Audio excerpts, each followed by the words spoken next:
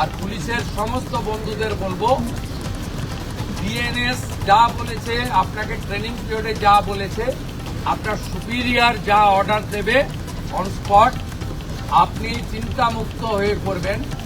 কে কোন দল করেন, কে কোন ধর্মের লোক, কে কোন সম্প্রদায়ের লোক, কে কোন প্রভাবশালীর ক্লোজ লোক, তার এগেনস্টে অ্যাকশন নিতে গেলে 5 বার ভাবতে হবে।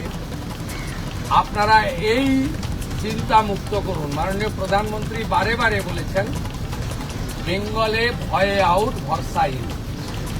এন্টার পুলিশ ডিপার্টমেন্ট, বিশেষ করে আমাদের কলকাতা পুলিশের যে তাদের যে পারফরমেন্স, তাদের যে উচ্চতা, এই উচ্চতাকে ফিরিয়ে আনার জন্য, দক্ষতাকে কাজে লাগানোর জন্য গভর্নমেন্ট তার সাথে আছে। এটাই আমার বক্তব্য।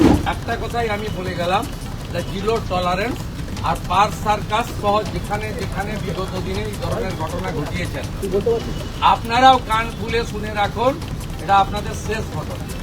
এরপরে আর কোনো এই ধরনের অ্যাকশন আমরা করতে দেব না। যদি করেন, আমার থেকে খারাপ কোনো পুলিশ মন্ত্রী হবে।